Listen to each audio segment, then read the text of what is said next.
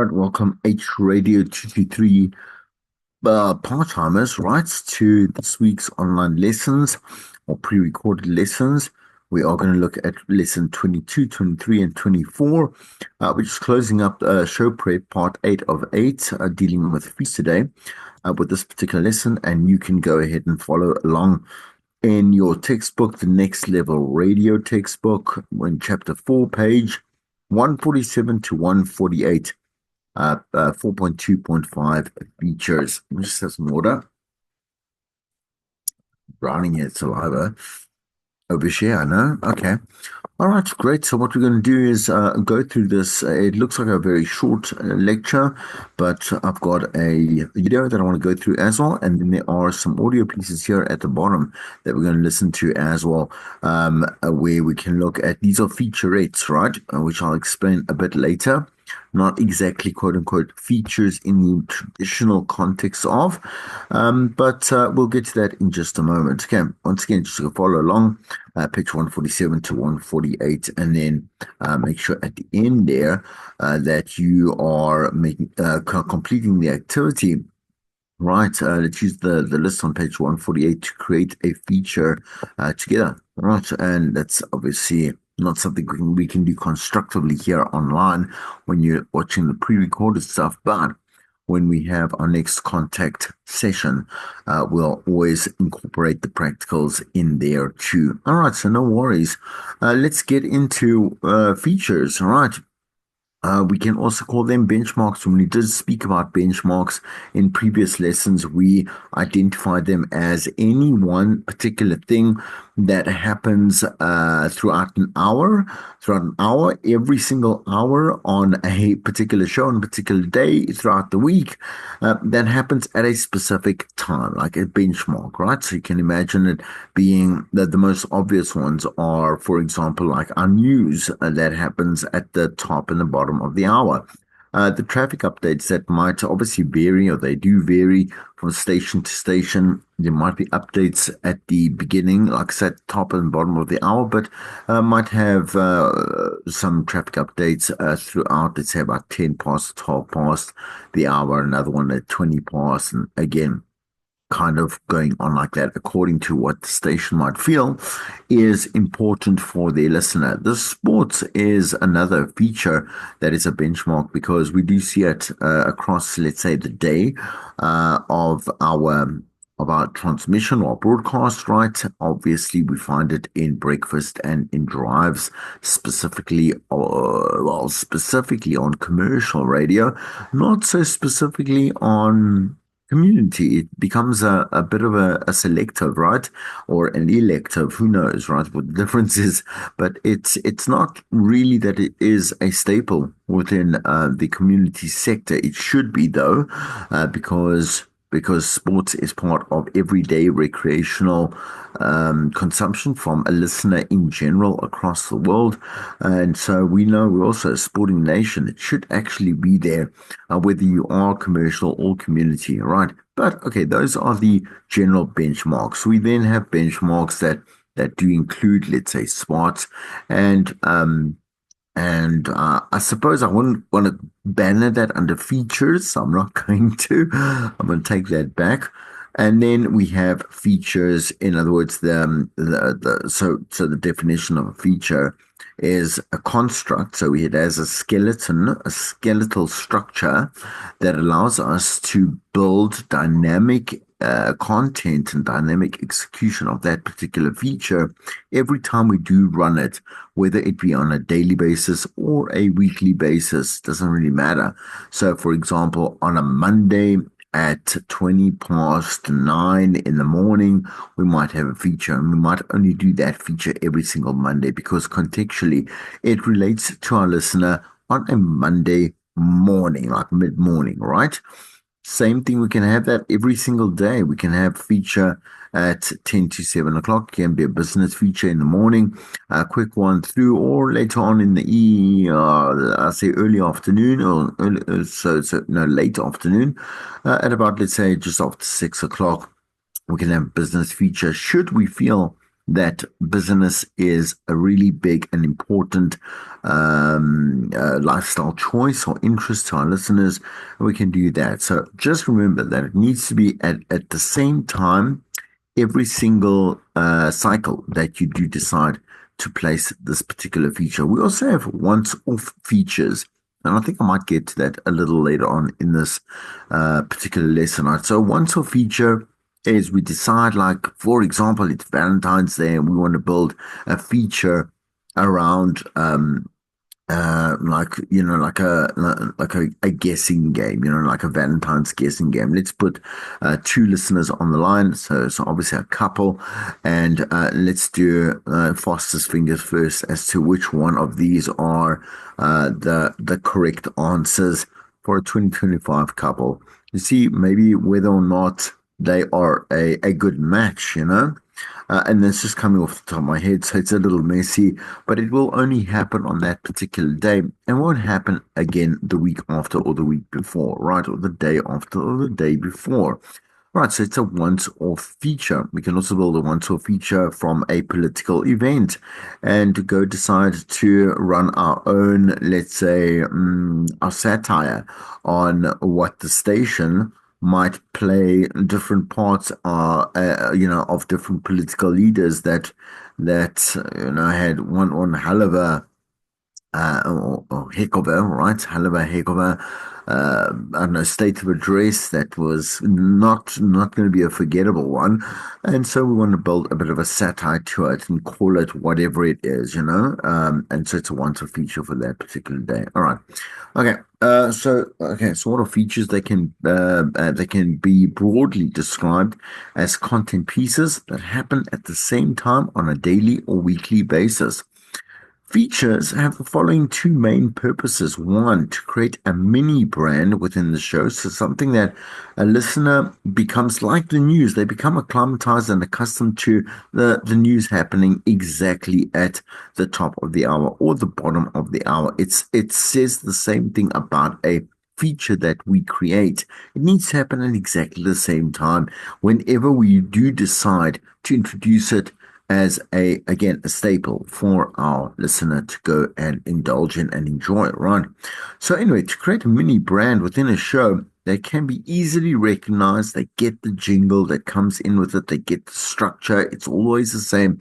And once again, the structure must allow for dynamic, interesting content to happen every single time we run the feature, with the audience obviously becoming familiar to it, to create a tune-in moment, right? Because they like it, so they get scheduled. They put like a metaphorical schedule, in their minds or their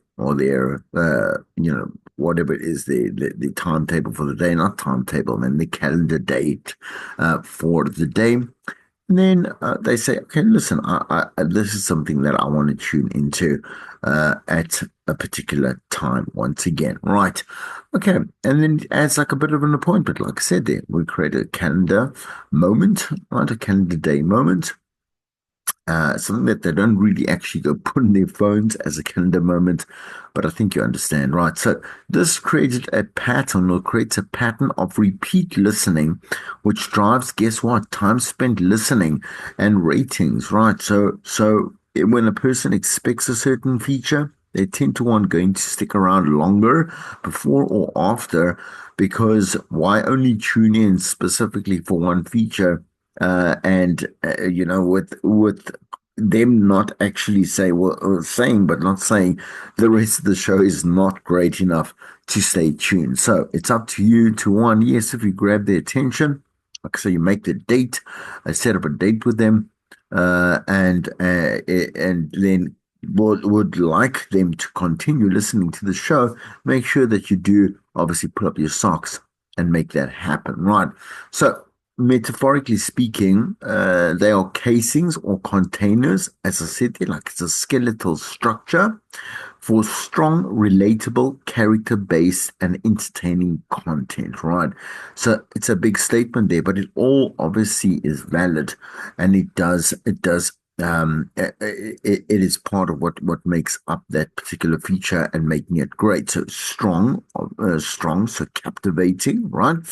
Um, and well thought out, and greatly, like it's greatly researched, and again constructed or produced in such a way that we know it's going to be a strong piece, right? Relatable one. It has to obviously again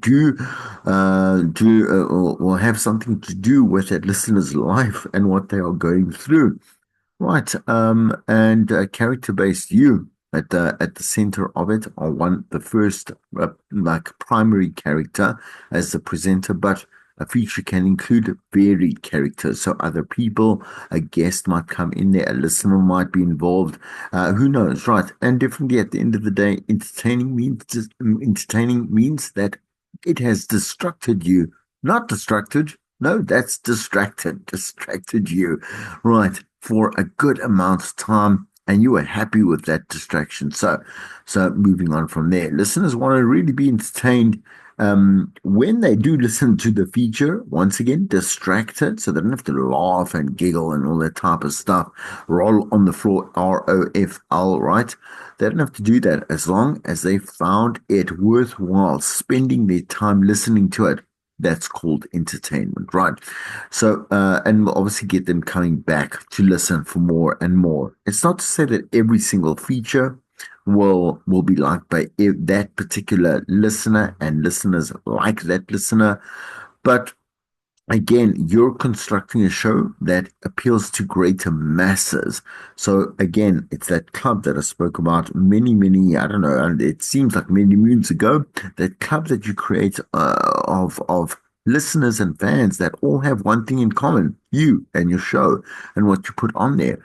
So if they like the one, they're going to tend to want to listen to the other one if they are listening to you as a show and as a brand and as a product, right?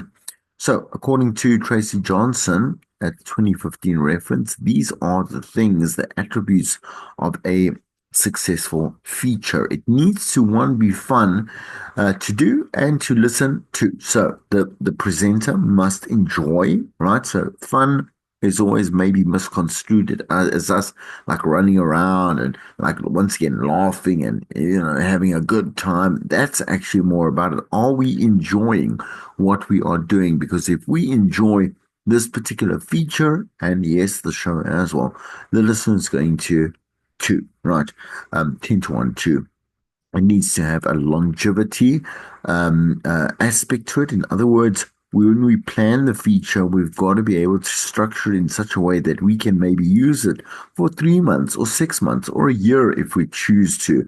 And we know that every single time we do run the feature, there's going to be something fresh, right, that comes from it or of it, right? And be sustainable. There we go, right? It needs to be a good fit for the presenter, yes, because but not in the way that it's got to be about you and your interests, right? So you've got to be able to find a way to really center yourself as this being something that you are passionate about, can relate to definitely, as well as a human being, as an adult, I would say, because I don't really see many like children presenting on air, right? So it's a good fit for the presenter or the team. There needs to be demand for the feature. In other words, a need or a want. Okay, so let's look at this. If the feature can fulfill all of these, like the top listed criteria, before listed above mentioned criteria, the feature is 10 to 1. Once again, there's a good probability of it working for a show. So the features come in so many different shapes and sizes. Really, there's not one way to say to you, okay, it has to be one or this or two or three or four, whatever it may be. It could be a game that you're playing with your listener, right? Um, a game that I suppose you could play with your team, but doesn't really mean much because then it's a private conversation or experience that the listener, it could risk too much of a private execution. But anyway, a game for the listener, please. Or it's informational, right? So it's educational, it helps them out, it empowers them, informs them, whatever. Or it could be funny content pieces like satirical pieces, satire pieces, a top 10 funny, this, whatever it may be, right? And everything needs to be about or centered or focused within how we tell a story well enough. Features do need to be scheduled regularly, again, exactly at the same time and place that you do plan it every single cycle, as I said before. And be careful of having too many features in a show. Top rated shows have a balance of consistency and unpredictability. In other words, do have your features. I've got myself, I have a very, very top heavy. When I say top heavy, featured, related or based or oriented show. I do have context with that. It is a Sunday, and it's kind of like a Sunday speciality show. So, for me, it makes sense, particularly, excuse me, rights to run these features, and they music based features balance. And here's my little bit of balance of inconsistency, where I do bring in certain guests for certain current affairs, contexts or angles, right, which then break up that kind of quote unquote predictability of the show. But yes, on a normal, when I say a daytime show, please, like, your feature must actually, there should be actually one, maybe two features a show, and nothing more than that, right? So we'll look at the checklist in just a moment. I'm going to just stop the share over there, and I'm going to share off to this particular YouTube video. This one here, short one, from this dude over here, right? He's going to take us through. Hi, so I want to talk to you today a little bit about how to create a short radio feature.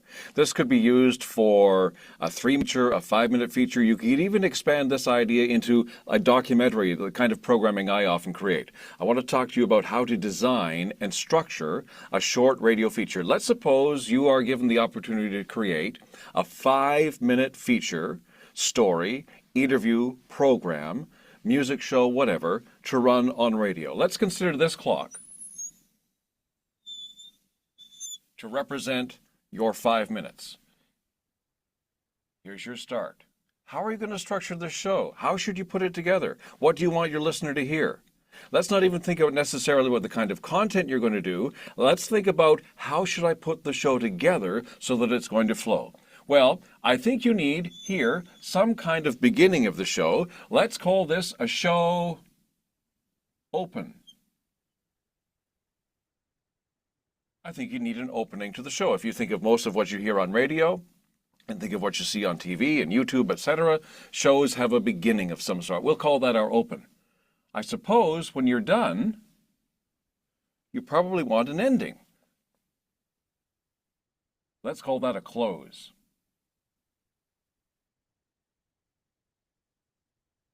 We're starting here at 0. That's your beginning time.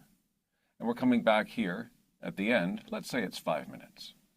So, where are we going to go within this 5 minutes? Well, we're going to open the show by letting the listener know what this show is going to be about. Maybe there's a little bit of music in there. Maybe there's a little bit of wild sound, background sound. Maybe you're doing a feature story here at Humber about, nature in the Arboretum. And maybe you want us to hear the sound of the Arboretum.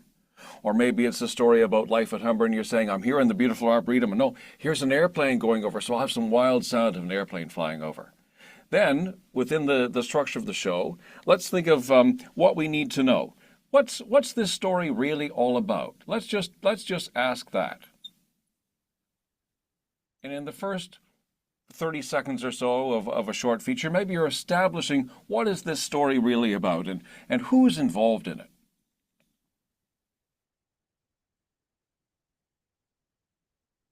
This isn't a template. It's not a formula. You don't have to follow this all the time. This is just an idea of how you can map it out.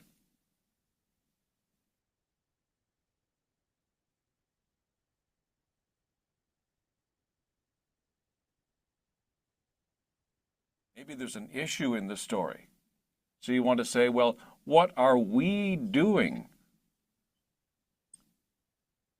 about this issue? What are we doing about airplane noise flying over the Arboretum? What are we doing about the need for good jobs? What are we doing about the need for supplies or donations to the food bank? What are we doing to help find a donor for a liver for a child in the hospital? And then at the end, once we've established what's it all about, who's involved, what are we doing about it, maybe we want to talk a little bit about the future or what comes next. And then we'll have our closing and our conclusion. So let's just consider then what we want within a short feature for radio. We need it open. We need to know what is it about. We need to know who's involved. We need to know what are we doing.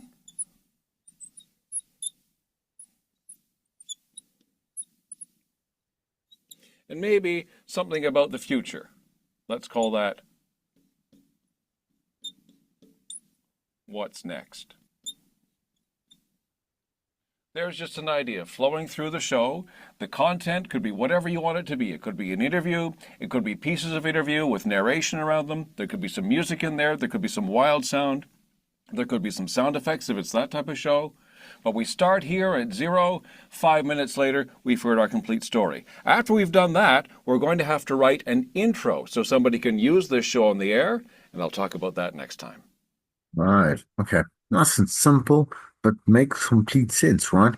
So I mean, I would say go ahead and use that particular structure or approach when you are creating your own feature or attempting to create your own feature, right? All right. So again, yeah, like I said, so many different ways and I said so many different inputs of information, right? That one can give you from different people, from us, from you, to you, whatever, maybe your textbook, on so many ways to approach these again, kind of these foundations of radio. Remember, at the end of the day, it's got to sound good, and it's got to it's got to adhere, should I say, to all the rules that make radio sound good, right? So just like we did, no, so I didn't do it with you, I did it with third year. So when we picture the ultimate listener, right? The ultimate listener is a person that we would let's say structure as a kind of like a almost like a make believe reaction to, or yeah, like a make believe response to, let's say, a call out or a feature or whatever it may be.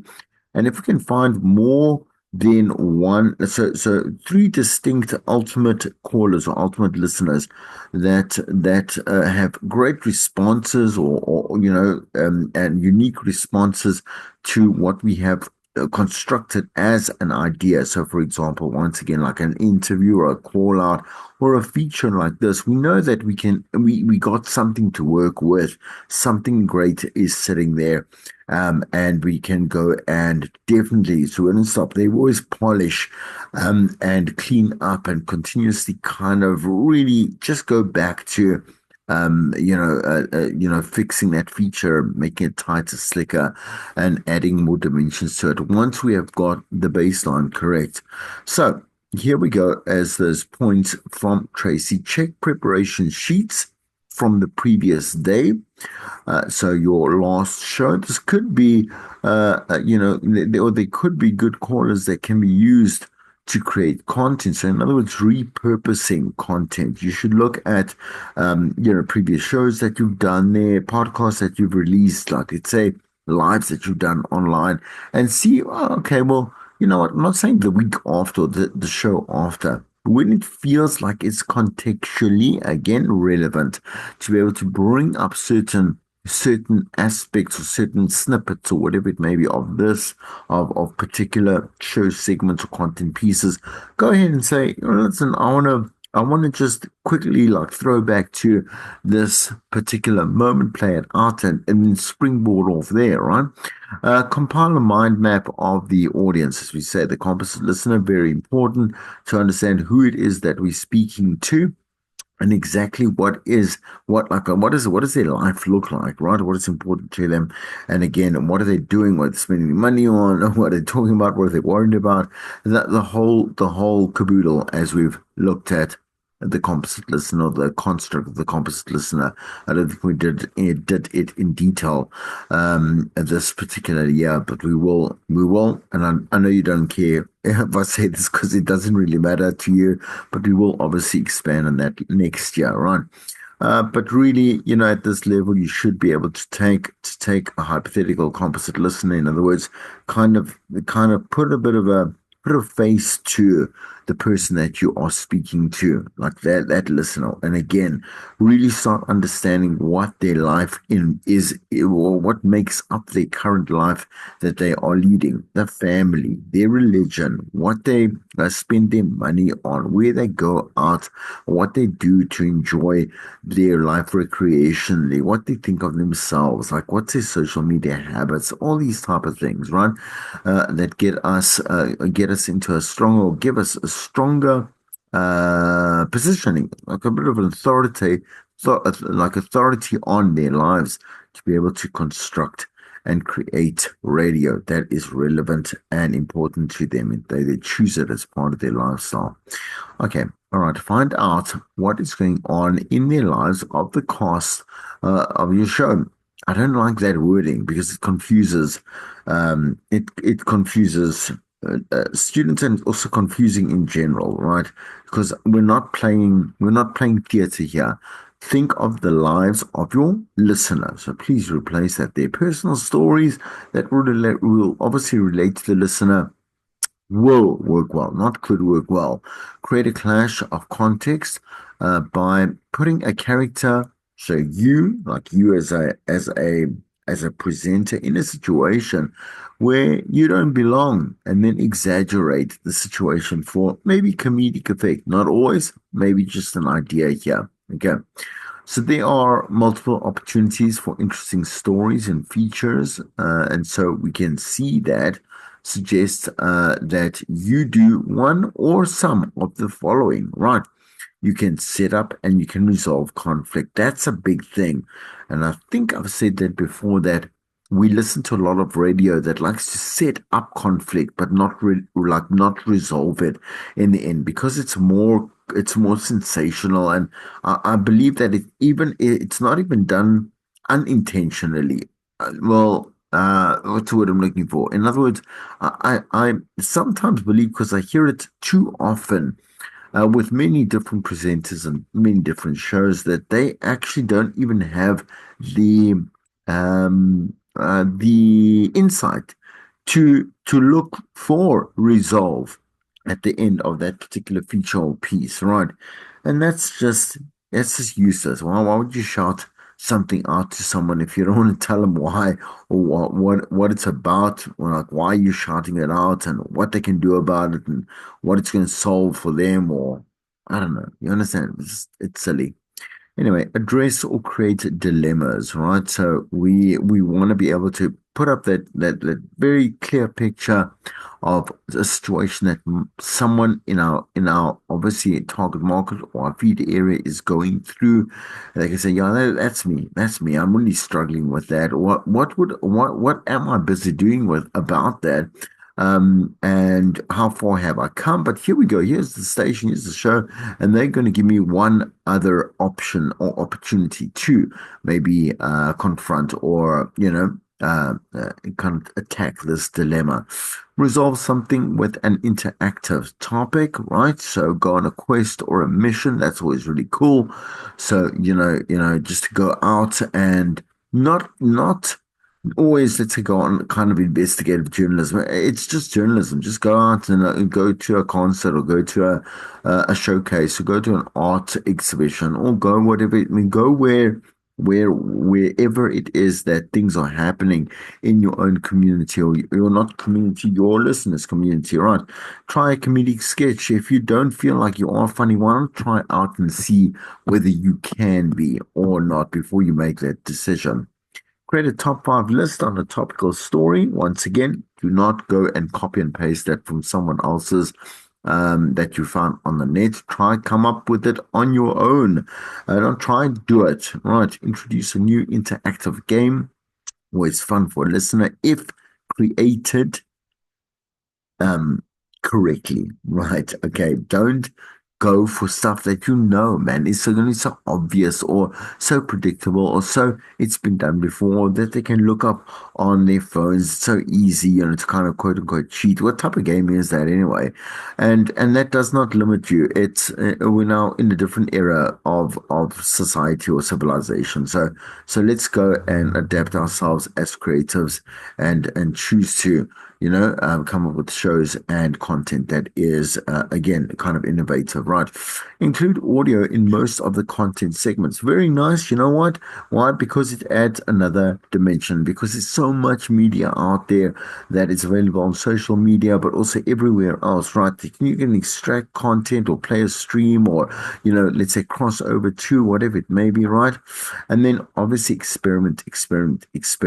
I did that this past week with mine. I did. Oh, I extended the lifespan of this one particular feature, right? And I thought, you know what I'm going to do is include enough different and variant pieces in there that help tell the story and get to a solution, a resolution to this particular one, let's say talk topic or whatever it may be, like a line of sight or whatever. And in almost as if you are listening to a 40-minute or 30-minute podcast, right? And yes, that's kind of risky. I don't know what yet. If I had to think about it further, or I'm going to, as I do, I'm going to think about it further to see the implications of whether that sounds as if I could pull it off in the long run. And I mean, I like the way because I listened back to it and I said, oh, okay, I like that.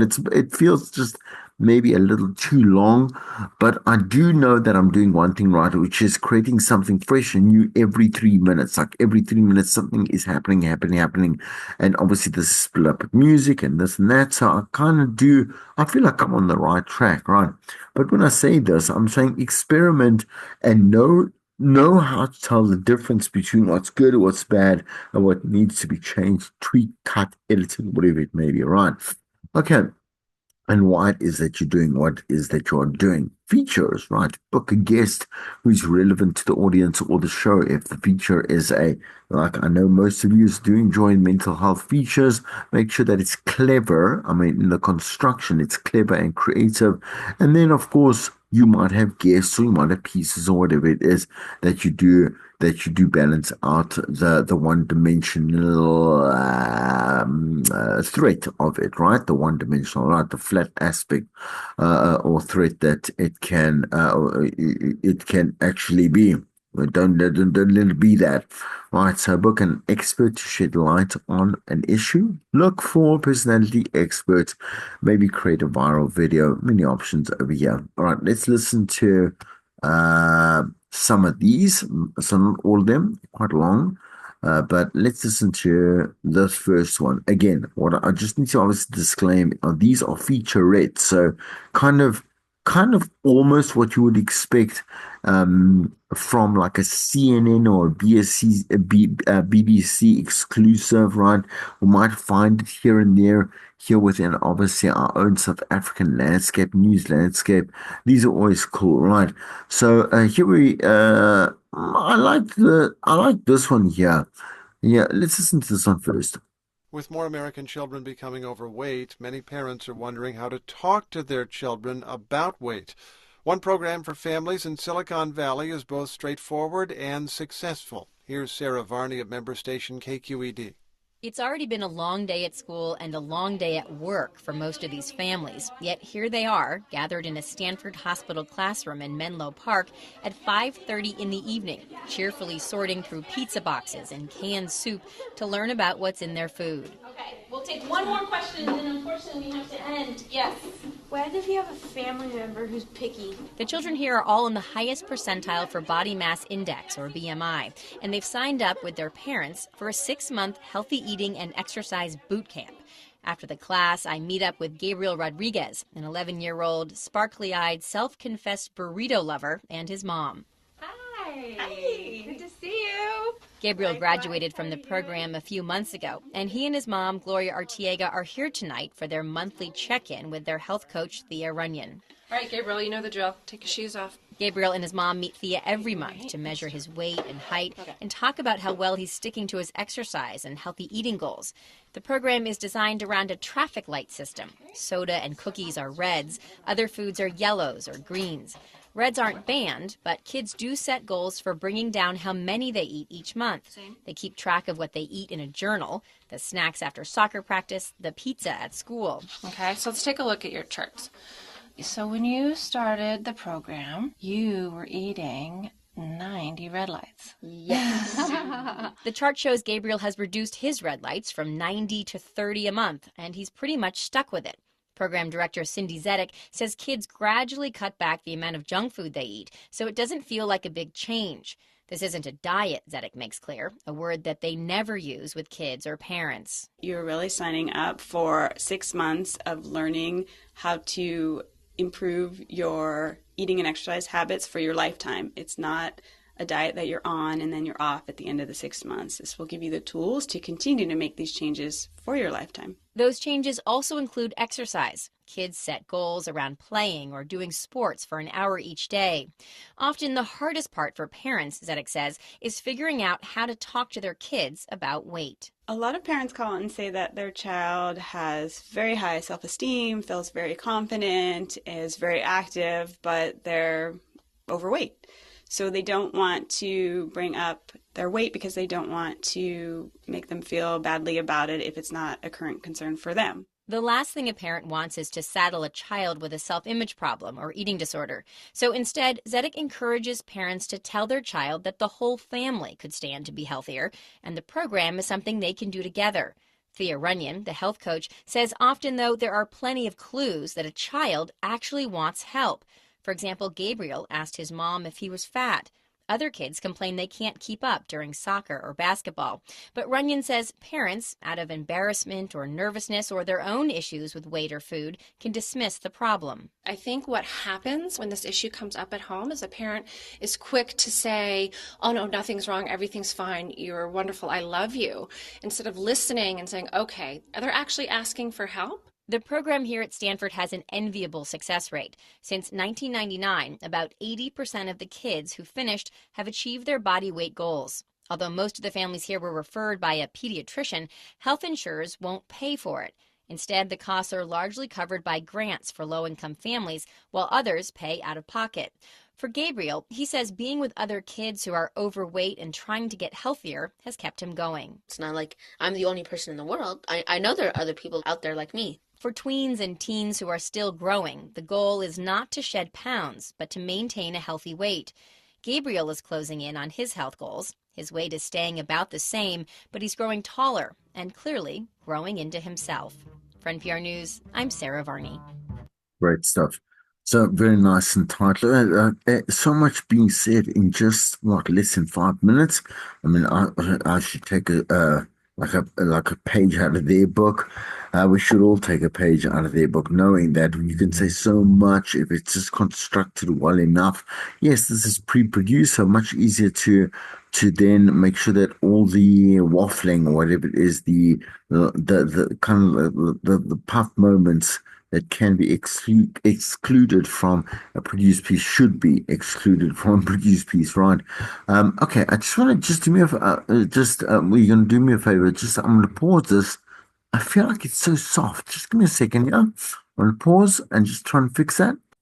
Okay. And we're back again. Seems fine. Yeah, okay. Maybe my ears. I'm guessing it's my ears. I'm pretty old. All right. Anyway, okay. So let's listen to another one. Let's do one more because they are again same. So they all feature it, same kind of format. And let's go This one, yeah, social media. I like that one. Let's try that one, right? Okay. Bullying on social media sites like Facebook gets a lot of news coverage, though most teens actually think social networks are friendly places for them. That's according to a new study released today by Pew Research Center's Internet and American Life Project. As NPR's Laura Seidel reports, most teens still do see a lot of meanness towards other kids online. If you sit down with some teenagers and ask them if people are mean on Facebook, heads nod. Yes. Yeah. I'm talking to a group of 17-year-olds at Pioneer High School in San Jose, California. Shasta Hudson and Samantha Abrahams elaborate on just how mean. I mean, I think pretty mean. People just, like, they use Facebook as, They're honest. yeah. They're very honest. So they can say stuff that they wouldn't usually say in person because they're, like, behind a computer. Facebook definitely adds another dimension to the emotional turmoil of teenagehood.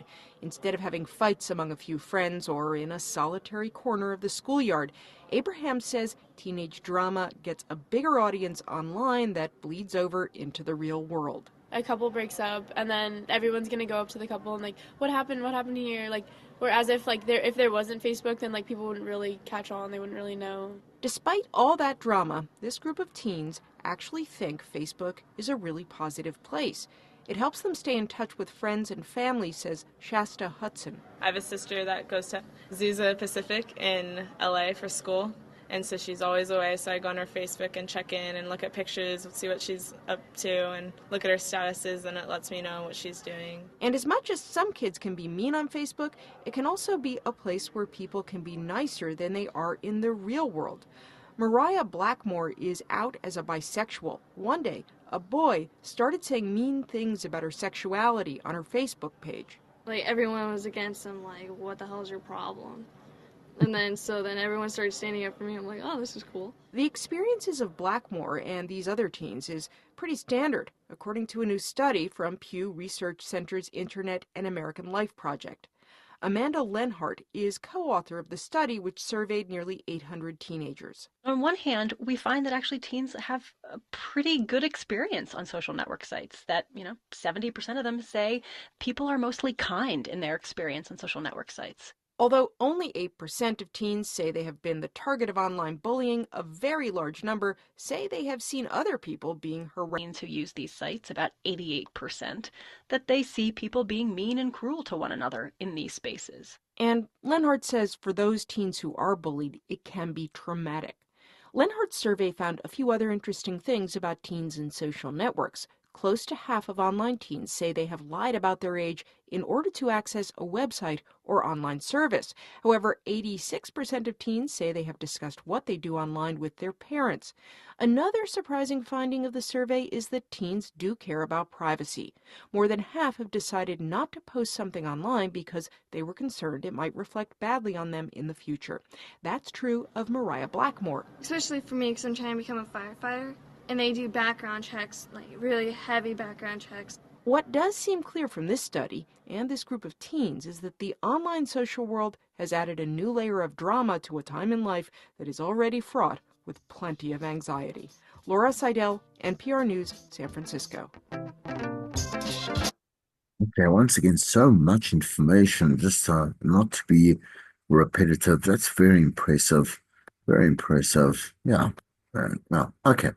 Let's end the lesson there. Again, go look at page 148. Remember that the activity solutions are at the back of the book.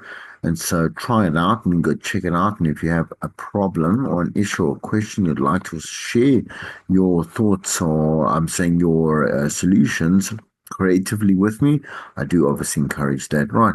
All right. So we'll see you in the next lesson. Not we, me. I'll see you there.